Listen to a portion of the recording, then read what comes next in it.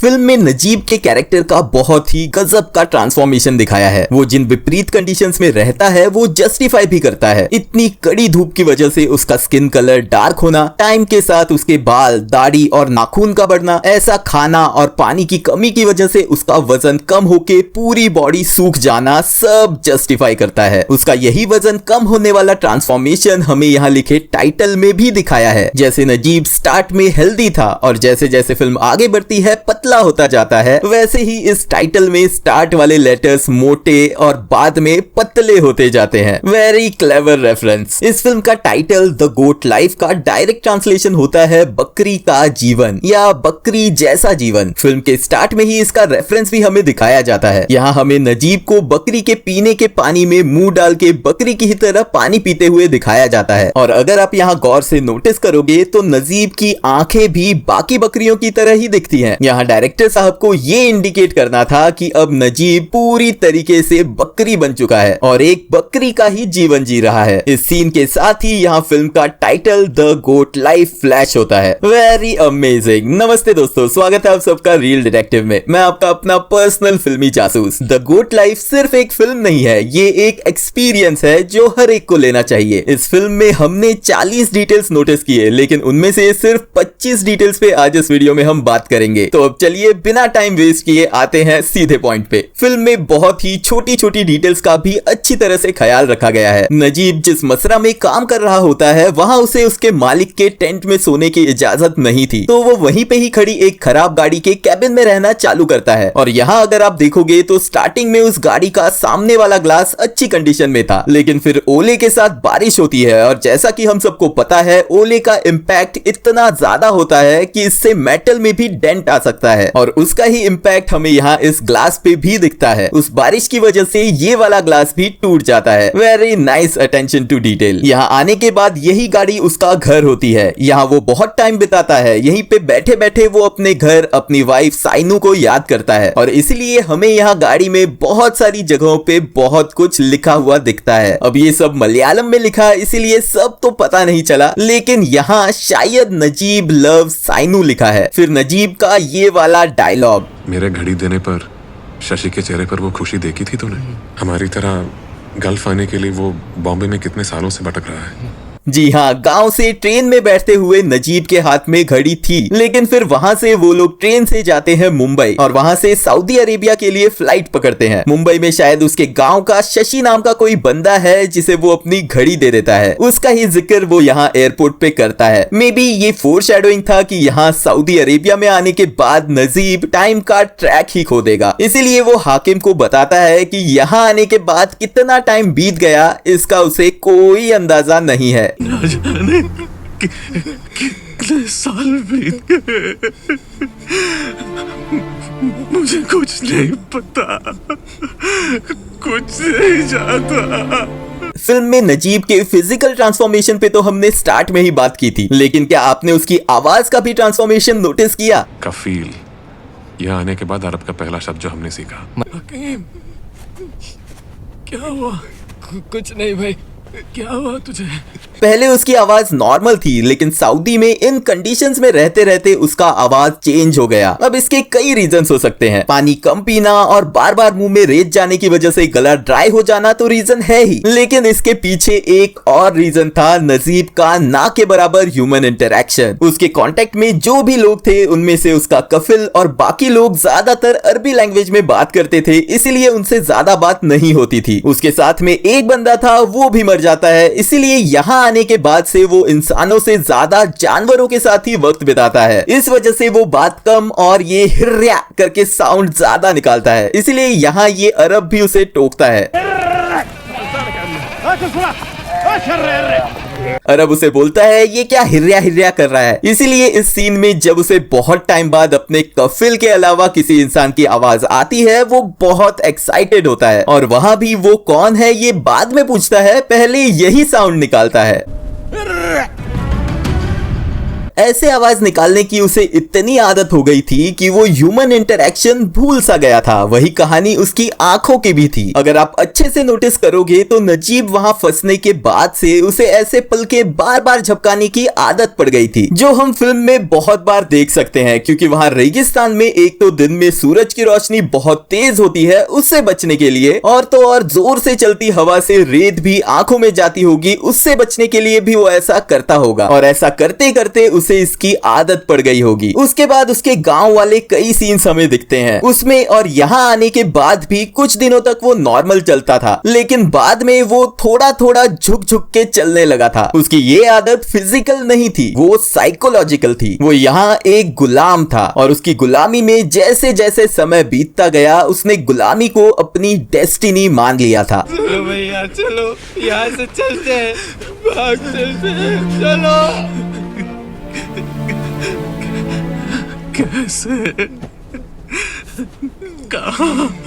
इसी गुलामी के माइंडसेट का नजीब पे इतना गहरा असर पड़ा था कि वहां से रेस्क्यू के बाद भी वो उस सेंटर में भी झुक झुक के ही चल रहा था। फिर पहले तो मुझे भी समझ नहीं आया था कि जब नजीब और इब्राहिम को रास्ते में पानी मिलता है तब इब्राहिम नजीब को पानी पीने से क्यों रोकता है। अब इसको थोड़ा साइंटिफिक वे में समझाना होगा। नजीब बहुत टाइम से पानी नहीं पिया था, इसीलिए मे भी उस कमी को भर के निकालने के लिए वो बहुत ज्यादा पानी एक साथ पी लेता। ये इब्राहिम को पता था, इसीलिए वो नजीब को रोकता है। होता क्या है, कैपेसिटी से ज्यादा पानी पीने से किडनीज पे प्रेशर आता है और ज्यादा वाला पानी किडनी नहीं लेती, फिर वो पानी हमारे सेल्स में चला जाता है। नॉर्मल कंडीशंस में सेल्स में पानी और सोडियम की मात्रा बराबर मेंटेन होती है, लेकिन ज्यादा पानी की वजह से सोडियम और पानी का बैलेंस बिगड़ जाता है और उस वजह से सेल में पानी भर जाता है और वो बलून की तरह फूल जाते हैं। इसे वाटर इंटॉक्सिफिकेशन बोलते हैं और ये बहुत बड़ी प्रॉब्लम्स क्रिएट कर सकता है। मसल्स वाले सेल्स का तो ठीक है, मसल्स फ्लेक्सिबल होते हैं, लेकिन इससे हमारे ब्रेन के सेल्स को प्रॉब्लम होती है। हमारा स्कल यानी खोपड़ी फ्लेक्सिबल नहीं होती, इसलिए वाटर इंटॉक्सिफिकेशन की वजह से हमारे ब्रेन में सूजन आ सकती है, हमें चक्कर आने लगते हैं और ये कंडीशंस हमें कोमा में डाल सकती है और यहां तक कि ब्रेन डैमेज होके मौत भी हो सकती है। तो इसी से बचाने के लिए इब्राहिम नजीब को पानी पीने नहीं देता। फिल्म में नजीब हमेशा पानी से जुड़ा हुआ दिखाया है। उसका काम पानी में था, उसका घर भी पानी के पास ही था। वहीं उसकी वाइफ साइनू को भी हमेशा पानी से ही एसोसिएटेड दिखाया है। उसे पहली बार दिखाया है तब बारिश चालू रहती है, फिर यहाँ उसे नहाते हुए दिखाया है, उसके बाद उन दोनों का पूरा सॉन्ग ही पानी में दिखाया है, फिर यहाँ उनका एक रोमांटिक कन्वर्सेशन भी एक तालाब में नाव के ऊपर ही दिखाया है। फिर यहाँ सऊदी में आने के बाद उसे लाइफ में पहली बार पानी की कमी महसूस हुई। यहाँ पीने नहाने के लिए छोड़िए, धोने के लिए भी रेत यूज करनी पड़ती है। यहाँ नजीब अपनी सबसे प्यारी दो चीजों को मिस कर रहा था, उसकी वाइफ और पानी। उसकी वाइफ से उसकी जुदाई तो डायरेक्टर साहब ने डायरेक्टली दिखाई है, लेकिन उसकी लाइफ का वाइफ का पानी से कनेक्शन उन्होंने थोड़ा मेटाफोरिकल वे में दिखाया है, जो बहुत ही अमेजिंग है। फिल्म में इब्राहिम का कैरेक्टर सबसे मिस्टीरियस और इंटरेस्टिंग था। उसे एक गॉड, गाइड और प्रोटेक्टर दिखाया है, जिसके हमें बहुत से रेफरेंसेस फिल्म में देखने मिलते हैं। हाकिम ने तो लेटर में उसे मैसेंजर ऑफ गॉड बताया है। मेरे साथ यहाँ एक अफ्रीकी है,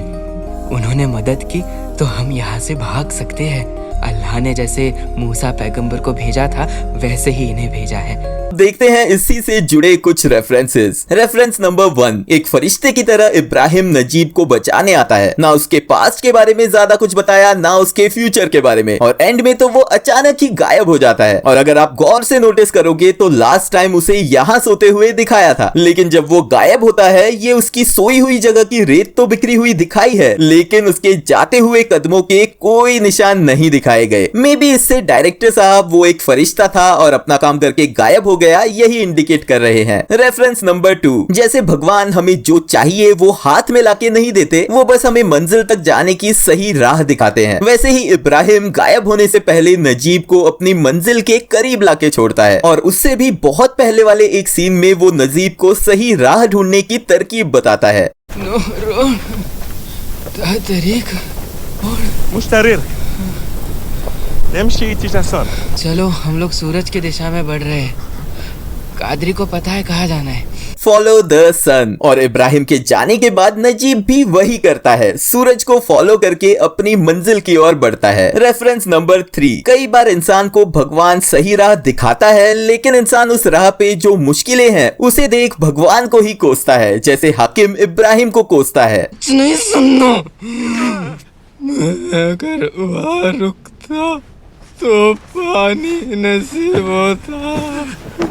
मैं अगर वहां रुकता तो पानी नसीब होता। उसे अपने कंफर्ट जोन में ही रहना था, भले वहां गुलामी करनी पड़े। वाह रे इंसान। रेफरेंस नंबर 4, जब इब्राहिम ने दी हुई बोतल का पानी खत्म हो जाता है और नजीब उसे फेंक देता है, तब उस बोतल में एयर फ्लो होने की वजह से एक साउंड आता है और नजीब बोतल उठाता है।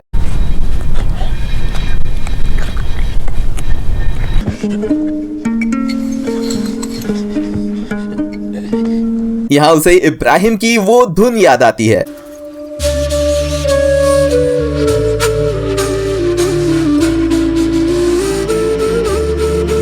फिर इब्राहिम को याद करके जैसे ही वो बोतल उठाता है, उसे गाड़ियों की आवाज सुनाई देने लगती है। फिर वो बोतल लेके उस आवाज की डायरेक्शन में भागता है और भागते भागते जब एंड में वो गिरता है, वो बोतल रोड तक रोल होते हुए जाती है। यहाँ डायरेक्टर साहब ये इंडिकेट कर रहे हैं कि इस बोतल के थ्रू इब्राहिम ने आखिर तक नजीब का साथ दिया और उसे अपनी मंजिल तक पहुंचाया। इन 4 रेफरेंसेस से डायरेक्टर साहब ने इब्राहिम भगवान का ही कोई फरिश्ता है ये एस्टेब्लिश किया है। जब नजीब रोड पे पहुंचता है, उसे जो आदमी हेल्प करने के लिए गाड़ी रोकता है, उसे पहले तो नजीब नहीं देखता है, लेकिन जैसे ही देखता है कि वो कोई अरब है, डर के मारे 2 कदम पीछे जाता है। उसका इसके पहले अरब लोगों के साथ वाला एक्सपीरियंस बहुत बुरा था और यहाँ ये भी एक अरब था, इसीलिए उससे ये नेचुरल रिएक्शन आता है। आइए अब देखते हैं कुछ टाइमलाइन वाले हिंट्स। एक आर्टिकल में मैंने रियल लाइफ नजीब का इंटरव्यू पढ़ा था। अब ज्यादातर लोगों को पता है, लेकिन जिन्हें पता नहीं उन्हें बता दूं कि ये फिल्म रियल इंसिडेंट्स पे बेस्ड है। और उस इंटरव्यू में उन्होंने बताया था कि ईयर 1991 में वो केरला के अपने गांव से निकले थे और फिर फिल्म में जब नजीब एक रेस्टोरेंट ओनर को रास्ते पे पड़ा हुआ मिलता है और वहां उसके बाल काटे जाते हैं, तब वहां एक न्यूज़पेपर में हम ईयर 1994 और थोड़ा गौर से देखें तो डेट 10 मार्च 1994 भी दिख जाती है। यानी यहाँ आके नजीब को 3 साल हो गए थे। इसके रेफरेंस में नजीब का एक डायलॉग भी है। वो बोलता है, यहाँ 3 साल कैसे बीते पता नहीं चला। रेगिस्तान में जो मैंने 3 साल बिताए।